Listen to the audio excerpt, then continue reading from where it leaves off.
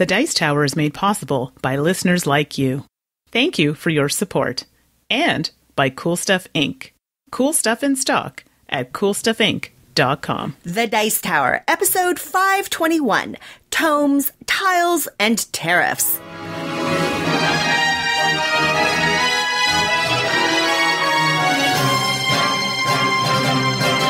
Welcome to The Dice Tower, a podcast about board games, card games, and most of all, the people who play games. And now, here are Suzanne and Mandy. On today's show, we discuss some recent plays, highlight a couple of board game apps, and talk about board game prices and victory points. I'm Suzanne. And I'm Mandy. So, in episode 519... if you stuck around to the end, you heard our two truths and a lie. So, Suze, what was your lie? All right. It was fun to see a couple of people talk about it online. Nobody really seemed to guess the actual lie was that I speak 5 languages. I speak English and maybe a wee bit of French, and that's about it. So yes, I have ridden in the rodeo. I rode barrels in Jackson Hole, Wyoming. I'm trying to picture this, by the way. It was quite the summer at a dude ranch, and I am actually related to a U.S. president through my father. I'm related to Herbert Hoover, the king of the American Depression. So, while it is a relationship, I don't think it's a very auspicious relationship, but there it is. Hey, celebrity's a celebrity. Take what you can get. Indeed.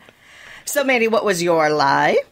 So people were actually really good. I was surprised. So my lie was that I had size 12 feet. And actually a lot of people did guess that. So I have big feet, just not size 12. I do have a hockey stick signed by the Calgary Flames when they won the Stanley Cup in 1989. And love it. Calgary's my team. Go Flames. And I also have a pair of cowboy boots. That's right. If you were from Western Canada and at the time that I was living there, cowboy boots, Cowtown, you needed to have a pair. So I was going to say, is that really that controversial? Is owning cowboy boots just standard or unusual? It's just because people like who know me would be kind of like, really? You have cowboy boots? It just doesn't seem like something I would have. But living in Calgary at the time that I was living in Calgary, it's like, basically you're Texas. So, big belt buckles, the cowboys. It wasn't the Texas weird. Of the North, is that what it is? Yes. Oh, yeah, I Good like to know. That. There you go. So, there you go. So you'll have to stick around for the end of this episode to get another two truths and a lie. So... Well, let's cover off on just a little bit of show business before we dive into talking about some awesome games, because that's what this podcast is all about. Board games and card games and hobby games and the like. Mandy, where are you going to be for your next show? When can people see you next? So I have so much going on. So the next big one, I should say, that other Dice Tower members will be at is HalCon. So HalCon takes place in Halifax, Nova Scotia, Canada. Yes, super exciting because it's in Canada and it's huge. Nova Scotia. Yes, I actually totally said it like that. And it starts September 22nd and goes through to the 24th. And I thought this was really cool. Tom is going to be there. I was like, what? He had announced that in the board game breakfast of this week, or I guess it would be the week before this has aired. And I was super stoked to hear that. And also Rodney Smith from Watch It Played. And if I'm not mistaken, Halifax is his actual hometown. Oh, so. All right. Well, then HalCon sounds like it's going to be a board gaming media party. I know. It's usually a lot of cosplay from what I gather, because this is my first time actually going out to Halifax and first time going to HalCon. So I think it's a lot of cosplay, but I know, we were asked to go as media, and I think that Rodney potentially and Tom were probably doing panels there. So I think they are really getting that board game, scene, make it a bit bigger. Awesome. Well, I really hope that you plan on sharing your HalCon experiences with us afterwards in the next episode that we record afterwards, because I'd love to hear about it. I'll be honest, I've never heard of HalCon before, so it'll be really fun to hear about that. I'm excited. Super excited. Have you been playing any games? Oh, come on. You know that I've been playing tons of games, especially after Gen Con. Ooh, I got lots. Oh, did you pull, like, some goodies home from Gen Con? I'm kind of envious of you. I had so many. Even just for this, I'm like, okay, I can only pick 3. Oh, my gosh. Now you're just rubbing it in. Good Yeah, just Lord, woman. All right. Come on. Tell me about one of the biggest ones, top of mind. Okay, so I decided to start with some Canadian content, of course. You know, we're going to go there. Scott Pilgrim, Precious Little Card Game, is designed by Keith Baker. The artist is Brian Lee O'Malley, and the publisher is Renegade Games Studios. So, for those of you who don't know much about Scott Pilgrim, so it's Canadian graphic comic, graphic novel, and it's about a teenager. And clearly you're not a comics reader. I'm not. I read like one graphic novel. I used to read comics, but like it was like Archie and Betty and Veronica. That's okay. I know. So in this case, in Scott Pilgrim, he's a teenager who's like a major slacker, part-time musician, and I think the saying was plagued by mean exes. And he's all about living, you know, the carefree life.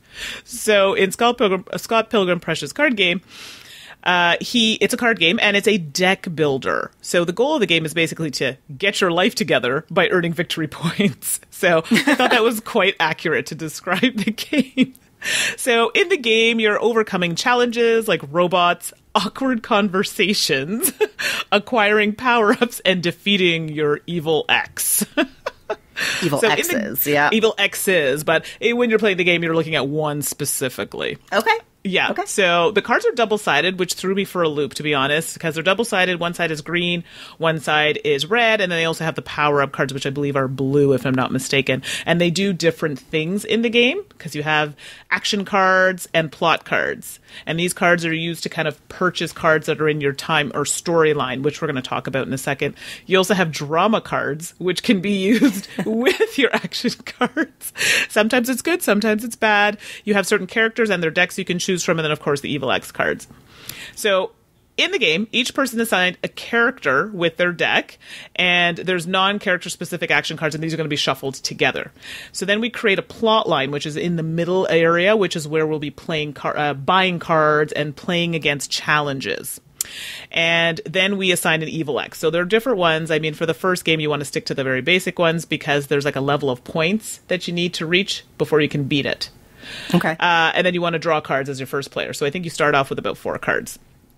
So you have the way it's set up is kind of different for a deck builder. Your discard pile, you have your character cards in the middle, your character, and then your discard kind of goes underneath, sideways. Like it's not on the side of the board; it's like underneath your board, and then the cards are put sideways instead of straight up and down. So I thought that was kind of interesting. But is there a purpose? Does it have a reason for it within the gameplay to do that, or is it just a quirky way to discard? It's just a quirky way to discard, just the way they want your card set up, because you have your power-ups on the right-hand side, and then you have your actual deck on the left-hand side. So I guess there's just like really no place to put it, I suppose. Okay. So underneath, I don't know. I'm just throwing that out there. So the main phase is, I'm just trying to give you guys a bit of background on the game here. You've got your main deck elimination. So you can eliminate the top card of either both main decks next to your Evil X card. Your acquisition phase, which is where you use the story side of the card. This is the green side to generate resources. So you have hearts or little, I guess that would be like your money type that you would use to pick certain cards from the plot line. And then you have the combat phase, which is optional, where you're allowed to draw a new hand, and you use the combat side, which is the red side of the card, and you can create combos, because your little character cards give you combos that you can use to either attack your Evil X card or to defeat a challenge that's in the plot line. So basically, the game ends the moment someone reaches the victory point goal, as indicated on the Evil X card. Okay. So that's literally the gist of the game. So basically, pretty straightforward. It really is, and it's tell the story of your precious life with your power-ups. Power-ups are just little abilities you can get, and this also gives you victory points. So I liked it.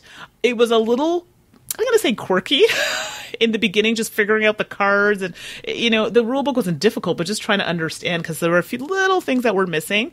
But overall, we managed to kind of plug through it, and then you play again, and it's a bit easier. The question of replayability has come up quite often on Twitter when I've mentioned it, and I have a strong suspicion they'll actually add expansions or more cards to the game. Which you see in a lot of deck builders. I mean, that's very standard to release something that is a solid foundation, and then, you enhance it and improve it. I have read Scott Pilgrim. I used to work in a comic book store, so actually have a long history.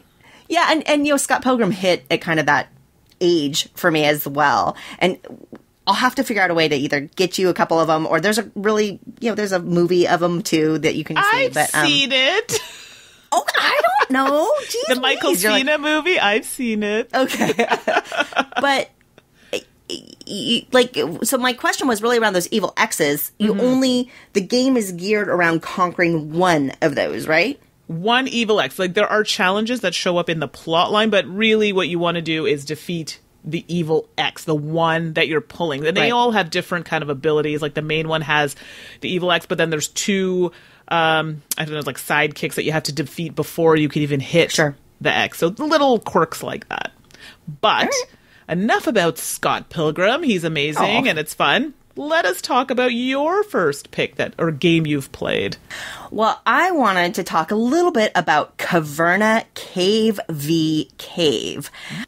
I'm a big fan of the Lookout or Mayfair Games 2-player series, and they do a great job, and Uwe Rosenberg has contributed a few games to that. So Le Havre Inland Port and Agricola All Creatures Big and Small are both in part of that series as well, and I'm a big fan of both of those. So I was absolutely stoked to get Caverna Cave v. Cave. I was really excited when I even heard it was announced. So the designer is Uwe Rosenberg. The artist is the ever-talented Clemens Franz. And as mentioned, Lookout Games and Mayfair Games are the publishers. This is a 2-player action selection and resource management game, similarly themed to Caverna, about dwarves and caves and things like that. So you're basically dwarves building up your caves. Each player gets this little player board, and it's in a grid, and it's covered up with randomly placed cave tiles face down. And the game plays in 8 quick rounds, and basically you can pick a few actions each round, and the number of actions available to you increase as the rounds continue. So those actions can be things like excavating a site on your board. And that's taking a tile off of your board and putting it into the tile market. So you don't know what tile you're revealing, but it does clear that spot off for you then to later purchase a tile and build it there. So you have to clear off the tiles before you can purchase one and place it there for future use.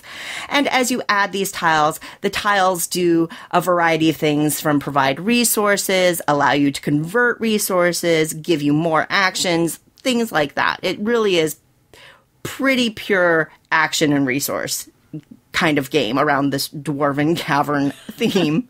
Well, just listening to you talk about it, it does, like, Caverna for me is like one of my all-time favorite games. And I hear a lot of people saying, oh, it's like Caverna, but then I have other people saying, no, it is nothing like Caverna at all. So, I mean, you're talking about the excavation. I'm like, yeah, and that happens in Caverna. So are there a lot of similarities, or are they completely different types of games? I think, thematically and maybe a little nugget of its heart are the same, but it's so hard to compare very simple games to very complex games, right? Absolutely. And Caverna Cave v. Cave, when you get right down to it, this is a very simple, very fast game. You have a lineup of these action tiles, and it's got this little thing where, you sit across from your opponent, and when you select the action, you slide the tile towards you, and then your opponent slides their action tile towards them, and then you reset it later. So you can kind of tell who took what action, because of course it's one use per round. Mm-hmm. So it has that action selection in it. It's all the rooms that you buy. All the tiles represent rooms in your cave, and, they've got funny little names and things like that. The other element to them is that they have to be supported by walls. And so, the edge of your board has walls pre-drawn, but you can actually have actions that allow you to build new walls, because you can't build a room if it's not properly supported, of course, which is, a little additional thing. To be honest, the wall thing felt a little tacked on. I mean, thematically it makes sense, but mechanically it just seemed like an extra thing you kind of had to chase down and could work around or not, depending on how you played. And I don't have a problem with that. It just didn't feel as integrated. And then the other thing you're tracking on this board, so you have kind of the set room area, but you also have the resource area that you're just tracking with little markers up and down. One random thing that I thought was funny was the game that I got, it provides little wooden markers, like little wooden meeples for the straw or the stone. But then 2 of the markers are just chipboard, like the food and the gold. The gold you can reverse if you exceed the 10. You can flip it over and it represents a 10 then. So I kind of got that, but it was kind of odd because then on top of that, just with the extra punch board space, they give you cardboard markers as well that you can use instead or use if you lose the wood pieces, I guess. Oh, I haven't seen that much. It was a thing. That's cool. No big deal. And then so basically the whole game is you select your actions. At the beginning of the game, you only get 2. Then as you progress, you'll get 3. And then at the end of the game, you get 4 actions that you can choose from. Okay. And you're building rooms. All the rooms provide different benefits or actions themselves, as well as points. And then gold counts for points at the end of the game. So you're excavating, buying tiles, managing your resources, collecting gold. Voila. It's a good game, and I really enjoyed it. Because the tiles are random when you put them on the board face down, there is a little bit of variability as you reveal those tiles. You never quite know what you're going to get, and certainly the game feels a little bit different if you do not reveal a wall building action versus if you do. So there's a little bit of variability. Oh, goodness. There's a little bit of variability there. And I liked it. I think there's an argument to be made that if you play it a certain number of times, it may start to feel a little bit stale. That's what I was just about to ask you. Yeah. Yeah, you beat me to it. You could certainly expand it. Yeah. Do you think that it's something that they'll look into doing, or do you think it's just meant to be, give you that? I would imagine they feel? Expanded Agricola. Oh, all creatures big and small, they did. Yeah. But honestly, if you're looking for something quick, you like that kind of family of 2-player Euro games. I really liked Caverna, KV Cave. I thought it was entertaining. It was so fast. You didn't mind the 30 minutes it took to play. And I think that you would get probably a good, 8 to 10 plays before it would start feeling too stale. And I think that's a good return on investment for that kind of game. So that's a KV Cave. Nice. It sounds fun. Definitely on my list to try. Awesome. So I'm all about 2 players. And I'm also into... Oh boy, I'm into bluffing games lately, which I never thought I'd be into, but I just tried 4 Seasons recently at Gen Con. The designer of this game is Team Sane, and the publisher is Pegasus Spiel. It's a bluffing card game, has a bit of hand management, and hey, keeping in theme, it's a 2-player game. So the objective of this game is to obtain the most victory points, like every other game. But in this case, you need to gain influence. So it's crazy because it has a very different kind of shuffling mechanism. So it's kind of different. So let me go through it before I explain the game. Otherwise, you're like, it just doesn't make any sense. So you sort all the cards by value. So they're numbered 1, 2, 3, 4, and so forth into face down piles. And then you shuffle the piles separately and then place them on the table. And then you take the value 1 pile and distribute them into 8 new stacks. And then you take the value 2 and distribute those on top into 8 new stacks. And then you do the same with the value 3. So you'll get 8 stacks, and then ordered by value from bottom to top, 1, 1, 2, 2, and so forth. Remove 2 of these stacks from the game, and then you set them aside without revealing them. And now each player takes 3 of the remaining 6 stacks and places them one on top of another without mixing or looking at them. Holy jeez, that was a lot of talking, but is the only way I can explain how these cards work, because I know someone's going to ask me if it's randomized or how you're going to know. Wow, that sounds a little bit fiddly, I have to admit. Can I tell you, it does, but that is like the most fiddly part of the game, because after that it is super straightforward. So once you have your deck set up, then each of you draws 8 cards, and that's your hand. So once you have that, there's these acrylic tokens that come in representing the season. So, winter, spring, summer, and so forth. Funny enough, the fall looks like a Canadian maple leaf, but, that's just coincidence. So you place them, the tokens card width apart in the table, and the game's played over 9 rounds. Starting player never changes, which people kind of go, really? But I'll explain. So on your turn, So if, let's say I was playing with you, I would look at my hand and I would decide to give you 2 cards from my hand. Then you need to decide what to do with those cards. One has to go beside one of the tokens. So if it's a blue card, for example, that you decide to put there, it has to go beside the winter season. If it was summer, it would be yellow and so forth. The other card then goes in front of you as influence. So the card that goes beside the season token are victory points. The card that goes in front of you is influence. Basically, you need the most influence of that color to win the victory points of that color or that season at the end of the game. So basically, you go through the game. It's played over 9 rounds, but you're going through until you completely get rid of all the cards that you have. So you go back and forth. So I would give you 2, and then when your turn happened, and, draw back up. And then when your turn came, you do the same thing. Give me 2. So basically, you're trying to strategically have the cards placed out so that you're going to win influence in the seasons to get the victory points. So honestly, I looked at the box. The art wasn't my favorite. I was like, oh, the colors are kind of a lot of brown. Wasn't my sort of thing. And then I was like, oh, basic card game. Oh, here we go.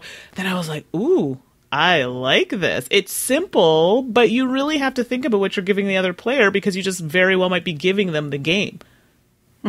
With some of the cards. So a lot of bluffing happened when I played it the first time. We tied the first time I played, and we had to play again, and then I just got demolished that second time. But, I know better for next time. I really liked it. Honest to goodness. Okay. I have to admit, the whole thing with, some cards will count as victory points, but then you have to have majority of the influence to get those. It sounds... Have you played Arboretum? Yes, I have. Like, there's just something vaguely Arboretum-ish about that. I can see that. And I'm a huge fan of Arboretum, so I'm instantly intrigued, especially because this is a 2-player only game. So, right. I think that sometimes can be designers that when they're working on a 2-player game, it can hyper-focus them and balance it in a unique way. Yes. So I'm intrigued. It's funny. That's a really good comparison, and I never thought about it, but you're right. Like, I feel in Arboretum, though, they have a bit of, I don't want to say set collection. It's not really set collection, but you are trying to make sets of the trees. And it's funny that I never thought about that comparison, but that would be a good one, except this would be like a 2-player version. And maybe it sounds pretty quick. It is. This one plays in 15 minutes at most. Okay. Yeah. Okay. Learning, awesome. Putting it together. Yeah. So it's a good one. I really enjoyed it. I don't think it's available yet. I think it's coming out at Essen, if I'm not mistaken. All right, because I'm looking at BGG, and I'm not seeing much on it there. I know. Someone's looking it up as they're listening. They're like, well, wait a minute, Mandy. Are you showing us a game that doesn't even exist? Yes, it exists. Yeah, I'm like, are you making this game up? I think you're making this game up all of a sudden. It'll be available at Essen. But enough about seasons. There's a season that I love. It's summer, and it's coming to an end. And I noticed that you have a game that potentially sounds like it could be in the summertime. Well, perhaps, or any time. Come on, or get outdoors. Sure. I really am excited to talk about Mini Park. This is a tile laying game in a relatively small box out of Taiwan from So Studios, and the designer is Su Won Hao, and the artist is Kuo Li Chi. And Mini Park is a tile laying game that uses hexagonal tiles. And I don't know if this is where the name comes from, but the tiles are maybe 1.5 inches big, wide. So they are fairly small. Mm-hmm. And you're building up in Mini Park. Surprise, you are building up a little park. So players are working on a kind of a common park area tableau that you're building up as you add tiles, but you're trying to lay the tiles to best benefit you.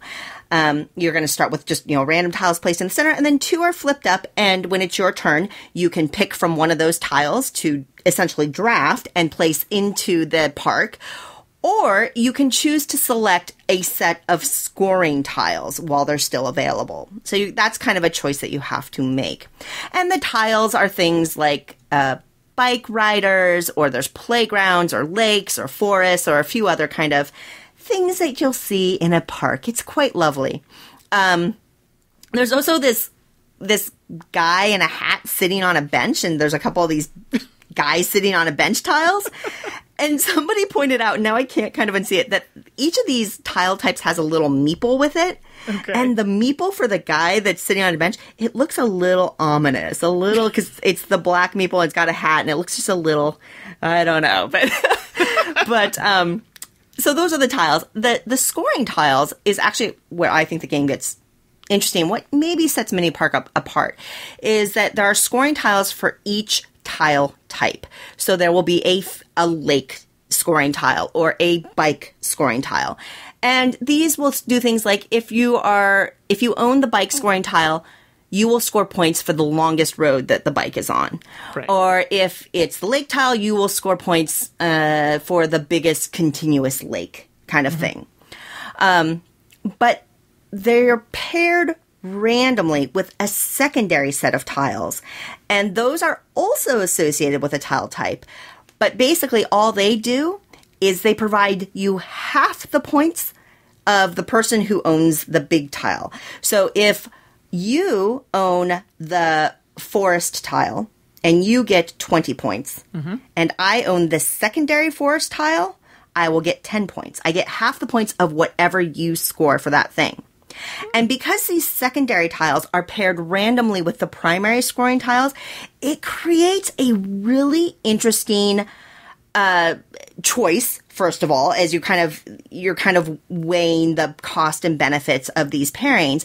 But it creates an interesting kind of almost temporary alliance situation, because if you have, it benefits me, theoretically, if you own the lake tile and I own the secondary lake tile, it benefits me theoretically to help build up lakes because I'm going to get half those points. That's right. But there tends to be this break point where, you know, you're still outpacing me in points. So when do I stop supporting you, and what are the other players scoring on, and things like that. So the scoring is a fascinating element to Mini Park for sure.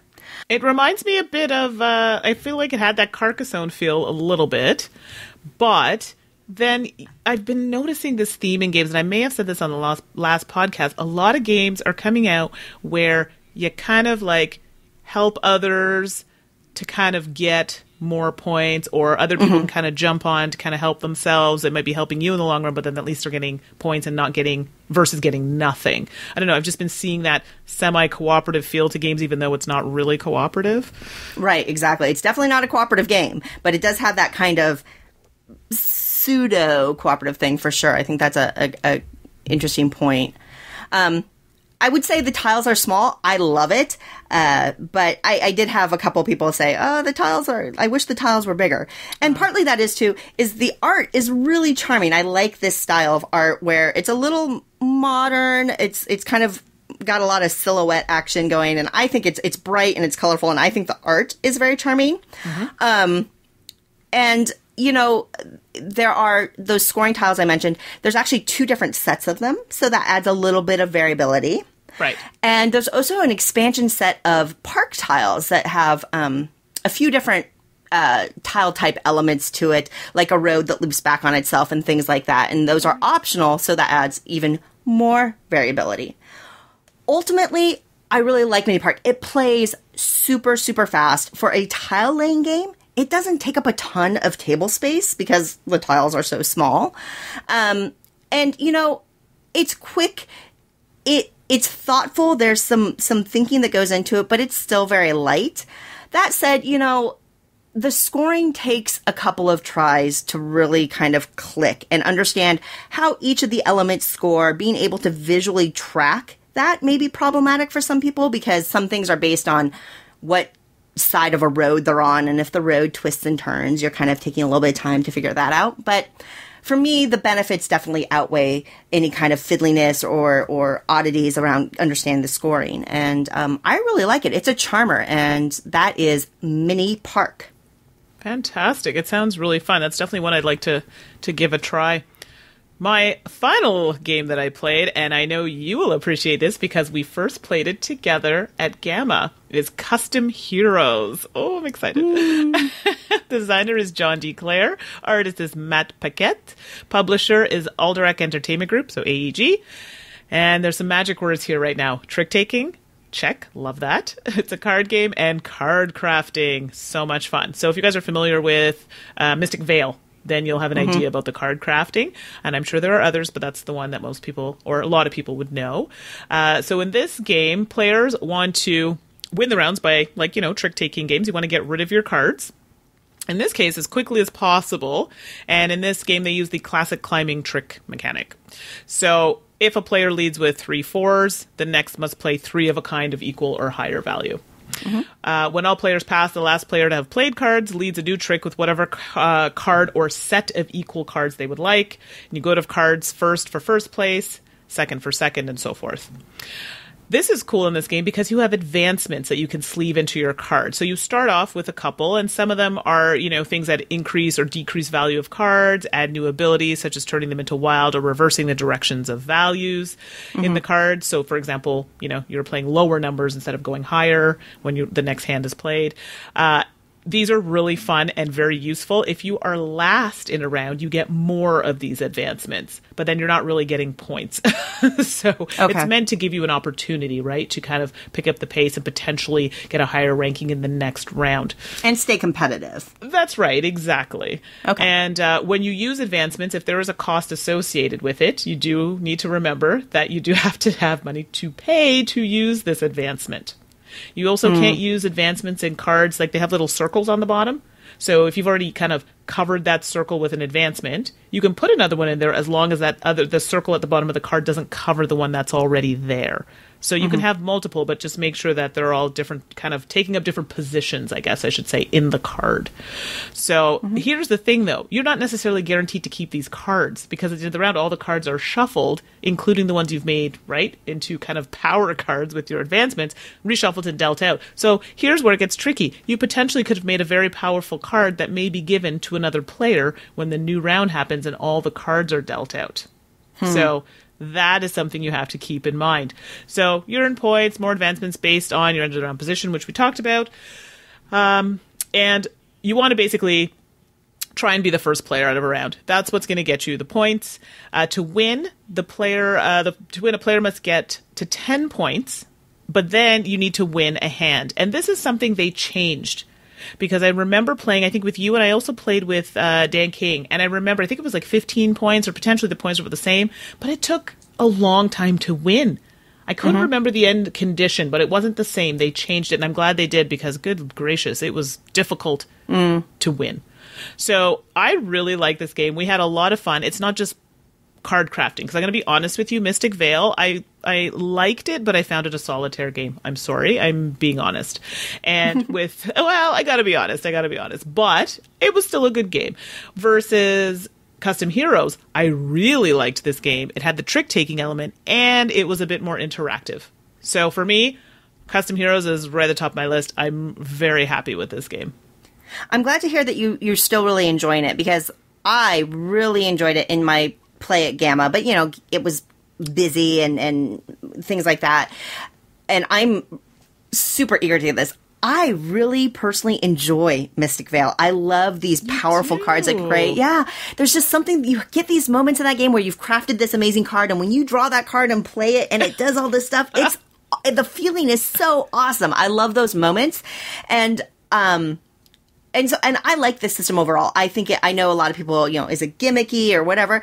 Sure, but gimmicks can be fun, and I like it. And one thing I'm wondering in the final product is, I remember seeing it at Gamma, and the card art was fascinating because you have all these characters, but then there were all the enhancements. It's still there. And okay, good, because I remember there were like a swords. Fist. Yeah, or they had like a pie or something, or they had like and they had like hot dogs, and it's still there. It's ludicrous, but it's pretty entertaining, and I thought that was funny. So I'm glad that they hung on to that. But they did change the box art, which I was also very happy, because I'm going to be honest, I didn't appreciate the, your typical, I guess. I'm going to say typical because I'm assuming this is what happens with the kind of anime, the, woman with a large chest, and it was out and open, and it didn't appeal to me whatsoever. So I was very happy that they did change the box art for me. The other one may have appealed to someone else, and that's fine, but I prefer the box art the way it is now. Oh, interesting. Yeah, I'll have to take a look at that online. I think, when we see things at Gamma, it's always pretty early for some of this stuff. So, yeah, they have plenty of time to adjust, and sometimes things are placeholder. That's very cool. Yeah. I'm glad you brought it up, because I'm looking forward to getting a copy when it comes out. All right, the last game I want to talk about is Word Domination. This is from Uproarious Games, which is the publishing arm from designer Jeff Beck. And the art in this game was done by Ryan Goldsberry. And I really like Ryan's art style, and I thought it worked really well here. Word Domination is a word and area control game, which I think is a really fascinating combo. Basically, you get a bunch of tiles, and they each have a letter on them, and you're going to lay out this random grid of letters, and it really initially doesn't matter where they are. And each player gets a player board and then a set of Zeppelin meeples that are adorable in their player color. And the game plays in 6 rounds, so you kind of have a set rhythm to it. And each turn, you're going to have a tile. You draw a quote-unquote hand, which is just one tile, but okay. So you draw your tile, and then at the beginning of the turn, you're going to play that tile. You just add your tile that you drew anywhere around the board. You just add it anywhere to the grid. And then you make a word with among all the letters that are on the board. And you make that word just by placing, as you're spelling it, you place your little meeple tokens on the letters that you use. The word you make must contain the letter tile that you just added, but that letter can kind of be anywhere in the word, so it's not really a restriction at all. It's just a rule that you have to follow. So you make your word, you put out all these little zeppelins, and you're done. You draw a new letter tile, and the turn moves on. The trick is that when it comes back to you, this is where the game really kicks in, right? Is the next time you make a word and you're putting your zeppelins out, if you use a letter that an opponent has used before and has one of your opponent's meeples on, you kick their meeple off. Oh. And that matters because if you use a letter that you used last round and your meeple is still hanging out there, so you have basically 2 of your own meeples on it, you get to steal that letter. Because Word Domination is kind of this evil genius theme thing where you're creating these crafty devices using these letters and things like that. So you get to literally steal the tile. So you remove it from the board, and you've claimed that tile now, and only you can use that tile, and you can use it in every word moving forward if you want to. And it's also worth a point. Ta-da! And so you that's basically the game. You play a tile, you make a word, you kick off people that were there, and you try to steal all of these letter tiles. The 2 other little twists or tricks to the game is some of the letters are kind of these devices that you can use that have special abilities. So the V, if you use the V, you can kick another person's meeple off of a tile, that kind of thing. So there's this variety of like maybe 8 or 10 letters, maybe fewer than that have these special abilities that if you use that letter in your word, you get to use the ability. And then at the end of the game, it's that area control. So certainly when you steal a letter, you get the point. But at the end of the game, you take a look at the board, and for every grouping that you have, which is 3 or more tiles connected that you own on the board, so you have, you get a bonus point for each of those tiles. So if I have a grouping of 3 tiles that I own, that I stole, I will actually get 6 points. 3 points for the steal and 3 points for the group. So that area control and kind of plotting that out is super duper important. And that starts to come into play. So I'm going to back up and just say, I really liked this game. Your vocabulary does matter, but it becomes a much trickier thing because you're finding this balance. You're trying to make words that reuse previous letters, but expand you even more. Mm-hmm. And you have to gauge, well, is it more beneficial for me to reach out and use that special letter? Or should I really try to kick this off because it's going to connect my group? Or, oh my gosh, I have to steal that letter T there because I need to connect my tile so I get that grouping bonus, that kind of thing. So there's these extra things you're considering when you're making these words that add a really nice layer that I didn't think confused anything or anything like that. It just made you think a little differently and was super duper fun. And the art that I mentioned earlier by Ryan, it's charming and it looks good. They have kind of this blueprints theme on the letter tiles. I think I have 2 complaints about the game. Yeah. The first one I think is pretty subjective, and that's a couple people noticed, and after they said it, I couldn't unthink it. So apologies to anybody who plays this game and then sees it and can't unsee it. When you steal a tile, you replace it with a tile from the stack, and the back of the tiles all just have this like stolen written on it with these 2 yellow bands across it like caution tape. So it's very thematic and cute, but it makes the board very busy. So when you're looking at it from a high level and you're trying to figure out the groupings and where things are positioned, it got a little busy. And after somebody pointed it out, I'm like, oh gosh, you're right. I didn't notice it at first though, so, pretty subjective. The other complaint I have is the box. So it's this. Do you remember did you ever see Paperback by Tim Fowers? I love that game too. It comes in this kind of unusually sized box where it's a little more oblong and it's still pretty chunky and it holds the game well. Well, Word Domination comes in a similarly sized box, which I actually don't have a problem with that box size on principle. My issue is those player cards that you get, the individual player cards you get, are taller than the box is high.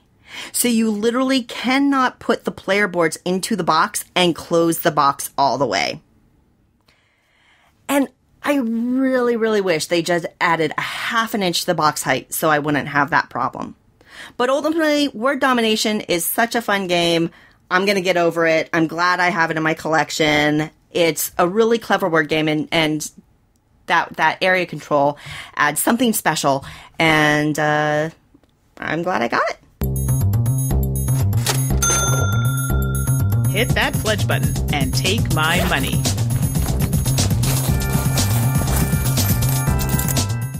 Speaking of Ryan Goldsberry, the artist of Word Domination, the crowdfunding project I'm actually looking at today features art by him as well, and that is Now Boarding.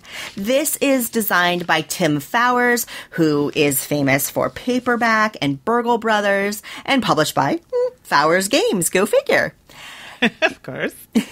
Now Boarding is a real-time, cooperative pick up and deliver game set in the, airplane world. I'm sure there's a more official name for that, but that's what I think of it as. I think we get where you're going. Okay. And, I think when I first saw this, I was intrigued and confused. And, I dug into it a little bit more because real-time cooperative pick up and deliver is quite the mouthful. So in Now Boarding, each player, you have a map board, and each player controls a route on that board that only they can use. But of course, passengers have to get all over the board. And so you have to hand them off at different way stations or different stations that, people cross over their routes. And that doesn't sound like a big deal until you realize that there is a speed element because the rounds are timed and you are all taking your turns at the same time under a time pressure. And so I think that adds, I think that adds a little bit of chaos to it. Players also each have a plane that has an engine strength, so that determines, how many stops you can go along a given route, and a passenger capacity, so you can, carry fewer or more passengers, which obviously growing, that would make your travel more efficient. And then there's even weather that comes out randomly each round, and some of them can make the journey harder or easier, which, when you think about it, it's pretty thematic, actually. I really like that element of the game. So, I have to say, in general, I am not a big fan of cooperative games, but one of them that I actually really enjoy is Tim Fowers' other cooperative game, Burgle Brothers. I've really never played that, but that looks great. I love that game. It's the look of it. Oh, the look is stunning. And I think that was Ryan Goldsberry art there, too. And for some reason, that one just really clicks for me. I really enjoy it. And so that certainly caught my eye and made me interested in this. And while I know that the real-time element or the timed element can be a huge turnoff to a lot of people, for me personally, I actually like that, and I like what it adds to cooperative games, because I think it actually eliminates some of my frustrations with untimed cooperative games. Like, it kind of removes the alpha gamer thing, or it kind of removes that thing where people are trying to make your decisions for you. So games like Fuse, that has, it's cooperative, but it's got that real-time element, I really like games like that. So that's one thing that kind of makes me excited about Now Boarding. And of course, Ryan Goldsberry's art is absolutely awesome. It's got this kind of angular, retro, modern aesthetic that I think is so cool looking. And I think it's perfect for this game with kind of that airport theme, kind of the golden age of flight. And so if people are interested in that, Now Boarding, it takes a pledge of $32 plus shipping. And I think the shipping costs were ranging from like $3 to $8, depending on where you are. So, not hideously expensive for the shipping there. And so that was Now Boarding. Yeah, I like the art on that one. It kind of was a bit retro, which is what kind of drew me to it. But it was the real-time thing that scared me off. And then, Tim Fowers created it, so it pulled me back in. Yeah. So I feel there are a couple elements in the game, and then maybe the fact that it's Tim Fowers' game that I was kind of drawn to it. The cooperative play I don't mind. It's the real-time that kind of concerns me. But, absolutely. It's not for everybody. But we'll see how it plans out. It's doing really well. But I think it'll be overall, it looks like a very interesting game. Yeah. What do you have for us? Oh boy. So I had a really hard time because, believe it or not, there were actually a few good ones this go around. Oh, stop. So, okay, well, last week, I had a couple games in mind, but this one I had like 3 or 4 that I was like, wow, these are good. So I decided to choose Alexandria. So in Alexandria, it's designed by Babis Giannios. The artist is Vincent Dutré, and the publisher is Ludi Creations. I was about to say Création. Because I was on the French kick there. So this is a adventure Euro game. Woohoo, right up my alley. Some set collection, a bit of time management, lots of components, a lot of wooden pieces. So initially looking at this game, I said, wow, it looks interesting. So they're talking about the Great Library of Alexandria. So apparently the library gets burnt down. Or, we're trying to prevent that. But yes, this is what happens in the history. It gets burnt down. So basically what happens in the game, they give a little bit of history, there's a little bit of math, geography, politics, and they talk about the destruction of the library and basically knowledge that was lost. The gameplay is in about 45 to 60 minutes, and they have what they call asymmetrical gameplay. So the gameplay area will shrink. Well, you're burning down the library. It's being consumed by fire as the heroes seek treasures within it. So I believe there are 4 heroes in the game, and basically you have different reasons for being in the library, but you're trying to discover, use your different skills and motivations to, find out more and, win the game. So there are different types of things in the game. You've got hero boards, which has your skills. You've got some room tiles with the little, which is the board, which is set up in the beginning of the game and shrinks as the game continues. Different phases. You have action phase. You have a burning phase. So you literally are removing tiles from the game, and you have a cleanup phase. So once the burning phase is over, then you're removing tokens that potentially are in the room or hero boards. To win, the hero that has gained the most fame, represented by points at the end of the game, so I think it's about 5 rounds, emerges from the embers of the burnt library to tell the world how it happened. And there you go. Then you're declared the winner of the game. It was, quite grandiose. Wow. So, I know, right? Yeah, I have to say, I don't like the idea of a library burning down, but... No, of course. It's certainly not a common theme, and kudos for uncommon themes in games. It's interesting, and it makes you kind of want to go, ooh, I don't think I have that in my collection. Let's add that. You know what I mean? And it's Eurogame at the base, which is something that I enjoy, but it's a cool theme, exactly what you just said. So the cost is ranging between $29 and $49 US. And I think shipping, and I mean, of course, I look at Canada, which is about $7 to ship. Can I be honest with you? That's not bad for shipping. So shipping looks reasonable in this Kickstarter. Nice. Very nice. Yeah, it looks beautiful. I mean, with Vincent's art, you can never go wrong, right? It's gorgeous. Well, should we dive into the digital? Absolutely. Let your fingers do the walking in. Tap that app.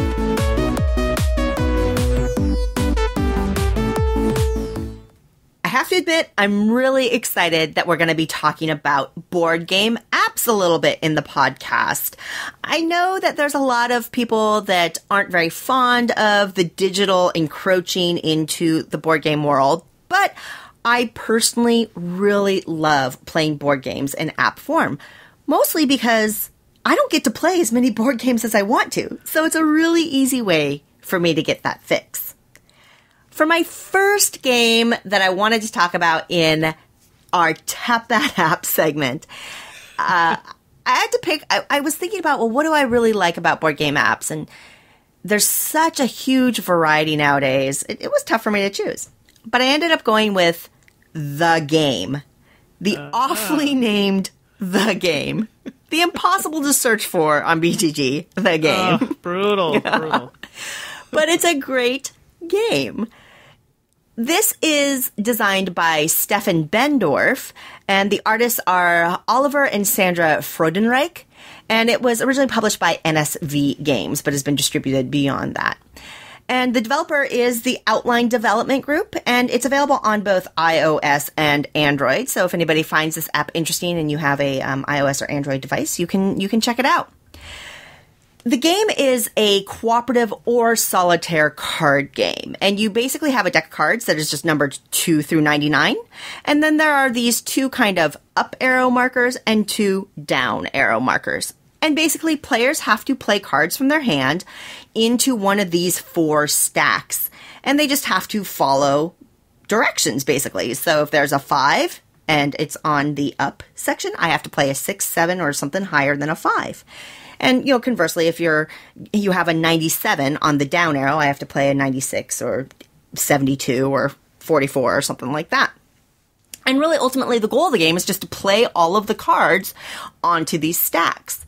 But every player has their own hand, and you never know how those cards have been randomized, and each player has to play at least 2 cards from their hand to these stacks, whether or not it's close to the previous number or not. And, there's this other little trick called the backwards trick, so you can go in the opposite direction if it's a card exactly 10 higher or lower than the card that's in play. So if I have the 75 on a down arrow, I can play the 85 instead, when normally I'd have to go lower than a 75. I can jump 10 points back up to an 85 if I'm lucky enough to have it. And that's actually a pretty essential trick to play this game. I really like the game. I personally really enjoy it solitaire. It's really easy to set up and just shuffle up and get the cards out and play it solitaire. And I think that's partly what makes it such a great board game app. It's a simple card game. It's clever and intriguing, and by putting it into app form, it just makes playing it that much easier. And because it's an app, it has all these other benefits, like it has 3 different modes, the difficulties. So you can play the classic, the medium, or the hard, which changes up the number of cards in your hand or the number of cards that you have to play. And I really like that they offered that in the app. And this app also went beyond that in 2 ways. One, it included the Fire expansion, and the Fire expansion has cards that you must play. The nice thing about this is before the Fire expansion was really available more widely outside of Germany, it was in the app. So if you own the app, you could play the expansion earlier. And it has an app-specific mode called Lift Up, and that's one where you just kind of get extra points based on how close the cards you play are to the previous number. And, you can gain multipliers and things like that. This is a Spiel des Jahres nominated game. It's an excellent cooperative game. It's an excellent solitaire game. It makes for a fabulous app. The only thing I don't like about the app is the same thing I don't care for in the game, and it's the art, which is this, yeah, you know what I'm talking about, this black and red skull shadow in the background. It's very dark. And I'm all about the skulls. I'm all about the dark. It just didn't work. It just feels like a mismatch for such a light and, really, this is a game you can play with families, and it just felt a little dark. But beyond that, the game app, it's an excellent, excellent board game app. And if you just are looking for something quick that you can play anytime, anywhere, check it out. Yeah, I play this one a lot. So it's on my phone thanks to you, actually.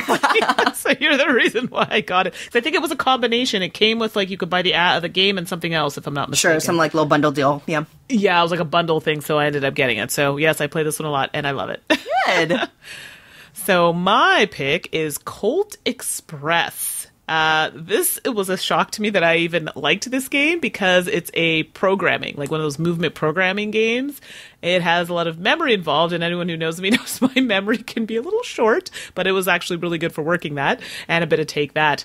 So it was designed by Christophe Rimbaud. The artist is Ian Perival and Jordi Valbuena. The publisher is Ludonaut and Asmodee. The developer is Asmodee Digital, and the platforms are also iOS and Android. So there you go. Yeah, it's both really can nice. Take part. Yeah, which is really great.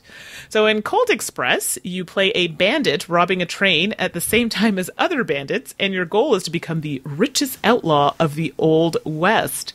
So if you own the actual board game, you'll know that it takes place in a 3D train, so that's the same, but in digital form.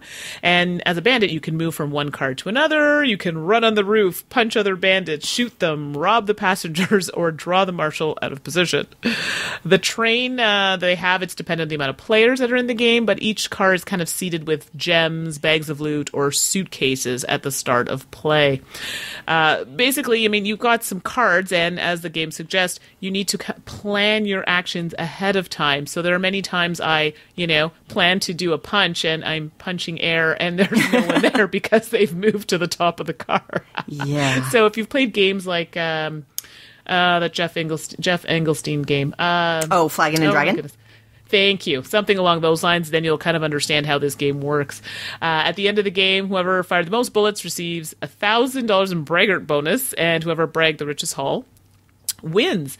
So I thought this app was really well done. They had a really nice tutorial at the beginning, because honestly, I'd never played the game before. So I said, you know what, let's just go in and try the tutorial. I always base an app how good it is if the tutorial is really good. Mm-hmm. And in this case, I learned the game fairly quickly with it. The graphics are very nice. They actually look like little people. It's not just, I just find sometimes when you put people in apps, they look odd. I don't know how to explain that, but it just doesn't look good. But this actually is very representative of the actual game, Colt Express, and I thought that was portrayed really well. And I played on my phone, so I'm not even playing it on my iPad, so it's small, and I'm still able to see clearly what's happening. Oh, great. So really good tutorial. Really liked the gameplay. Very explanatory. Like, it could help. It guided you along, and then you were able to play confidently, which is really important for me. And I can play the game fairly quickly. So for me, this was a winner. I really liked it, and it's not the typical type of game that I would play, but I really enjoyed it. Yeah, I have to admit, I'm pleasantly surprised that you enjoyed it as much as you did, because I don't know if I would have picked that one first for you. No, it's everyone who says, like, really? And then I'm like, I honestly didn't think I would. But, on the bus, I got a 45-minute bus ride to work, and I'm like, let's pull out Colt Express. It puts me in a good mood because half the time I'm making moves and there's no one there to take the hit, but it's fun playing. Awesome. Well, I have never played Colt Express against you, so we'll have to maybe get an app game going on together sometime. Yes, absolutely. I love it. We ask, you respond, we discuss. Let's talk hot topics in Victory Points. After episode 519, we posted a poll in the Dice Tower's Board Game Geek Guild. And we asked the question, is price a growing consideration or concern for you when buying board games? And I gotta say, thank you everyone who responded. We had over 400 responses in the poll itself, and a lot of you took the time to kind of chime in the comments with your thoughts and opinions on this, and we really, really appreciate that. So taking a look at the poll results, obviously they're weighted based on how we break down the poll, but basically most of you were in the mid-range, with 42% saying, yeah, price is slightly a growing concern for you. 27% of you, though, did say it was a significant growing consideration for you. And then, meanwhile, down at the bottom of the line, there were like 3% of you were like, price schmice, just, I don't even care anymore. Just I love it. I want to know who those people are. That's awesome. Right, I know. And I want them to be my next door neighbors so I can leech off their collection, But I don't know, Mandy, what did you think? Did you think that did the poll results kind of match what you were thinking? It did. So I definitely think that I definitely thought people would be kind of like that mid-range. I kind of, thought that, and the comments in BGG, I would say, reflected that equally. So I don't know if you're ready. We can just jump into potentially some of the excerpts that we've taken from BGG. We read through all the comments, so thank you so much for providing that. But we did take a few excerpts from people from maybe different parts of the world to get their perspective. So let us start with @MadBonna, who is from Canada, my native Canada. And she specifically says that she thinks price definitely factors in a little bit, but it's not the only factor that drives the ultimate purchase. Sure. Value for the dollar is. So if a game costs more than she expects more for my money or her money, then say something that costs a little bit less, be that the component quality or depth of game, etc. So I would agree with some of the points here.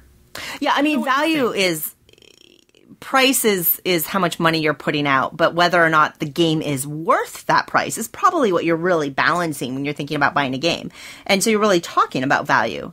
The trouble with value is it's hugely, hugely subjective, right? I was just about to say that. How do you define the value? Is that different for you? Is that different for me?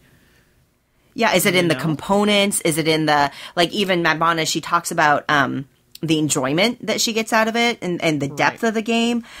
Is a game with awesome components that plays in 15 minutes worth more or less than a game that has, kind of standard cardboard components, but you get 3 hours of a play out of? Right. I don't know. I mean, it's very personal, I guess. I have Splotter games, and Splotter games are very pricey. And I'll be honest, they're very plain. The one I have is Food Chain Magnate comes to mind. It's a very plain-looking game. And I spent a lot of money on it. Plays in about 4 hours when I get a play in, but I love it. And I actually didn't have a problem spending the kind of money on it. Yeah. So it really just depends. And although it does have the cute little, like, bottle-shaped meeples and hamburger-shaped meeples. Yeah, that's and true. Things That may have encouraged me to buy it. Well, another factor that I really love that came out in the Guild is, I'll read this from at Super MC Dad, who looks like they're from New Zealand. And they said that prices in New Zealand are wackadoo compared to the U.S. And they pointed out an example where there was, like, over a $30 difference for the same exact game for somebody in the U.S. than for somebody overseas or in New Zealand. And is like, be thankful, people. It could be worse. And don't get me started on international shipping of Kickstarters. Why are you chuckling? Oh, I'm laughing because even in Canada, like, I know sometimes depending on who's doing the Kickstarter, we're part of the international, but it's ridiculous. I'm talking, like, I've had Kickstarters where the shipping is like half the cost of the game. Like, I mean, right there, no, sorry. And then on top of it, it's in US dollars. I mean, come on. You got to factor that in. Yeah, and I've covered crowdfunding games for over a year now, and I've definitely seen that, like, in comments on the Board Game Breakfast videos and things like that, where people who are not from the U.S. highlight, hey, this, maybe $35 for the game, and U.S. shipping is free, but hello, over here, it costs us $25 to ship a $35 game. That's ridiculous. On the other hand, speaking from, my exposure to publishers and knowing a lot of publishers nowadays, shipping is a pain point for them too. And it's interesting because I know some publishers who are really concerned about it, but just really struggle to find cost-effective ways to ship games because these are big, bulky, and heavy objects. So shipping is just kind of a problem. On the other hand, I do know some publishers, that, especially in crowdfunding, that seem like international shipping is kind of a afterthought after people start complaining about it. Yes.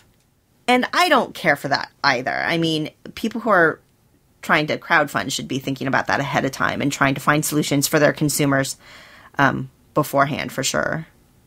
But then it makes me wonder, is that something to kind of get people, okay, they're into the game, and to get people talking about it? Now you've started a thread on BGG, oh my goodness, the shipping or, this cost of the game is ridiculously high. And then people start complaining, and then it's like, oh, well, actually, we've done this now to reduce shipping or reduce the cost of the game or whatever it may be. And ultimately, I mean, the idea, I think, where that came up is that we're really just talking about the cost of the game. And so certainly in crowdfunding worlds, that shipping cost is extra. But I would imagine that that's why you see some of these price differences with somebody in New Zealand, right? Is that the game is still being shipped over an ocean. And so they're just getting hit with that shipping cost in a different way, whether it's a crowdfunding game or not. Yeah, no, I totally agree. So, going on to our next excerpt is from @Tallboy, who is from Australia. And I know for a fact Australia, the prices for games there are killer. But starts off by saying, silly question, price is not homogenous, nor are games. And I get this. I understand where he's coming from. People in different countries pay different prices for games or plus shipping, and determining if something is expensive is also dependent on your income, which is a super interesting point. It's very, very true. I'd call U.S. prices bargain basement. My Secret Santa Target usually gets them 2 to 3 games for the price that they could buy one. And can I say, I get that 100%. So touching back on the point about, the different incomes, yes, of course. I mean, if you're making lots of money, doesn't necessarily, I mean, maybe some people will think, okay, yeah, this game, yeah, whatever, I make lots of money, I can cover it. But there are still some people who make lots of money and say, you know what, that's still really expensive. Am I getting my money's worth out of the game? And that is extending through all types of countries, right? But I understand the point. I don't know what your thoughts are on that specifically. Well, I think going back to, of course, being an American, I have the privilege of a lot of games. I apparently live in the bargain basement, which isn't always true because I tend to seek out games from Germany and Asia as well that I am not the bargain basement for some of those, let me tell you. But I am definitely sympathetic, and I love that these comments came out because I think it's important when we think about the hobby and growing the industry and making more games available and better games available. If we're cutting off wide swaths of population from, being able to get these games because of inconsistencies in pricing, I think that's something that people should be aware of.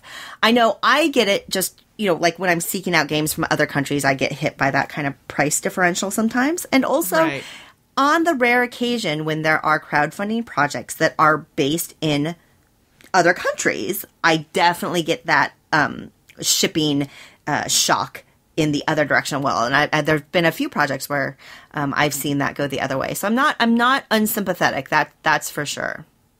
I do just to if you don't mind if I jump in here with the bargain basement pricing, I get that because Amazon is a perfect example where I'll see a game on the US site. I'm like, ooh, that game's like $10. And then I look in Canada, it's like $35. I'm like, are you kidding me right now? So it's frustrating because I'm like, I feel like everything is just getting more expensive. And I don't know if it's the dollar. I don't know, are components more expensive to acquire in Canada? Like I know we have the whole games have to be bilingual. So are they charging us more because we have the translation aspect? Like, I'm just trying to figure it out. Sure. And I mean, there are likely so many factors that go into that are even beyond any kind of country specific thing. Right. The reality is that the number of steps involved in making a game and getting it onto the shelves, and as my knowledge in the industry grows, I'm seeing all these little steps along the way that take money and energy and effort and where things can go awry for one area versus another.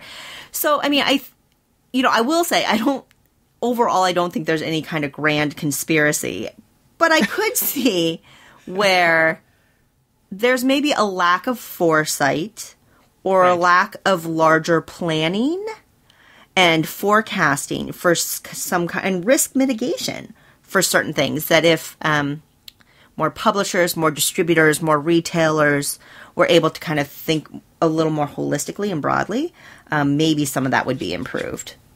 And, Dan Hughes of Board Game Breakfast fame, he actually talks from a UK perspective, but also in a very broad thing, and I thought that this was a nice one, where he just says, hey, price increases have definitely had an impact on my purchasing. I'm now much more unlikely to take a chance on a game or buy something on impulse than I was before. And just like I was saying, where if people are thinking more holistically and trying to remove some of these price barriers as much as they can, or price inconsistencies, because, that statement of being less likely to take a chance on a game or, buying something just because it catches your eye, long term, that could, impact the industry overall, right? I mean, not to be cutthroat capitalist about it, but there is some element of you want to lure in gamers with that, ooh, that looks new and shiny, I want to try that. And if, the perceived value of it falls short of the price that they're asking for it, you kind of lose them, which is a bummer. Absolutely. Well, and then it's people have different lifestyles, right? So, you have people who have children, who are single. And I mean, that is now also becoming a factor. I mean, if you have kids, I'm sorry, you're going to think a bit more carefully. And then if you're increasing the price, you're like, well, maybe I'll just wait or see if my friend gets it and I'll play it with them. So now you've lost a sale. You know what I mean? Yeah. Someone who, instead of selling 2 games, you've now sold 1. So was it worth the price increase? Yeah, I get what you're saying there for sure. And trust me, as a mom to 2, Right. I definitely have, no matter what, I can never forget what my real priorities in life are. But that said, it's not wrong to love games. I mean, games are awesome on so many levels. And when you think about all the hobbies and all the forms of entertainment and all the things, extravagances or luxuries that you could be spending your money on, board games are a pretty great one to do so. And, I know... Which I get. I mean, I'm a snowboarder. I get it. I have a snowboard that cost, well, we won't say, but it was in the 4-digit range, so I get it. Wow. And I mean, realistically, how often do you get to go out snowboarding? I don't know, maybe in Canada. I do live in Canada. So yeah. We do have those long winters. Fair enough. But, I mean, really, maybe respective, in context, board games are an inexpensive hobby. If you're really, no matter how you calculate value, if some of that calculation involves how many hours of entertainment you get out of this thing. And, a board game that's well cared for and stored correctly, that'll last forever. That'll last for years and years and years and years.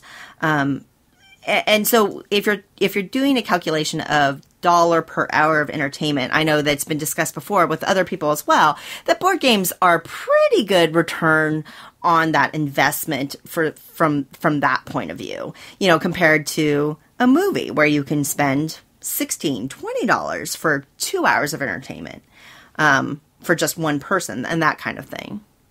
I just think for me, and I get that, and I understand where you're coming from. I think for me, we just don't want it to be it's now become a trend, and because board gaming is a trend, prices are going to increase because now more people are interested in it. Do you know what I mean? Sure. And I see this happening a lot with other kinds of hobbies, and I just don't want it to go in that direction then because it becomes negative, and we don't want that. So, I don't know. I know we kind of summarized. I don't know if you want to go through the list of kind of some of the things that we've kind of pointed out that have throughout the thread and some thoughts if you want to just do a quick summary. Yeah, I mean, I think when we look at themes, right, clearly location matters, and it's something that every publisher and every distributor, right, they should be thinking about location and price, every crowdfunder.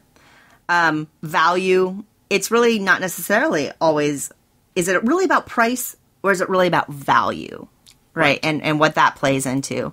The production quality and components play into that.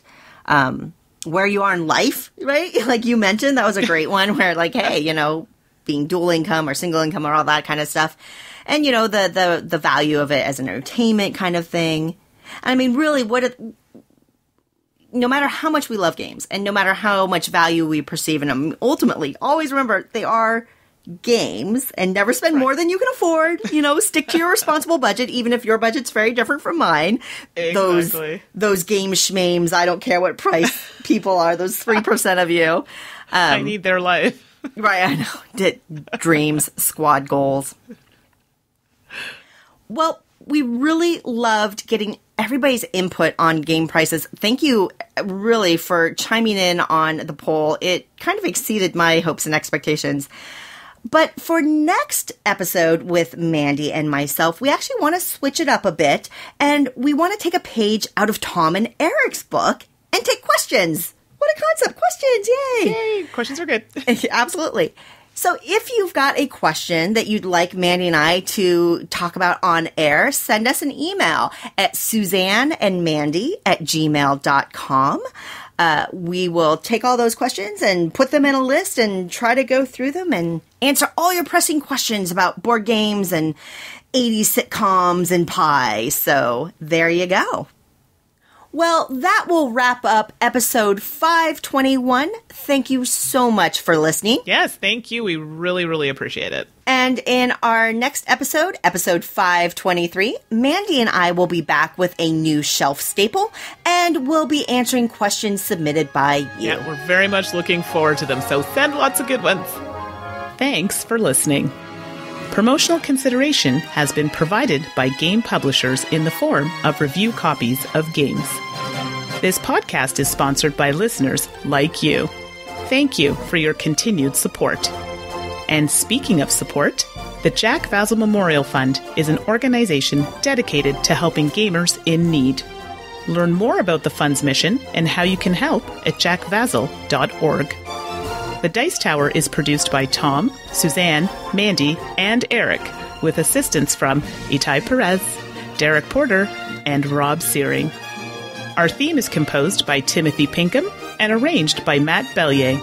And hosting is provided by Cool Stuff Inc., where you can find great games at great prices at CoolStuffInc.com. Let us know what you think of the show by posting to the Dice Tower Guild at BoardGameGeek.com, following the Dice Tower on Twitter, or by emailing us at dicetower@gmail.com.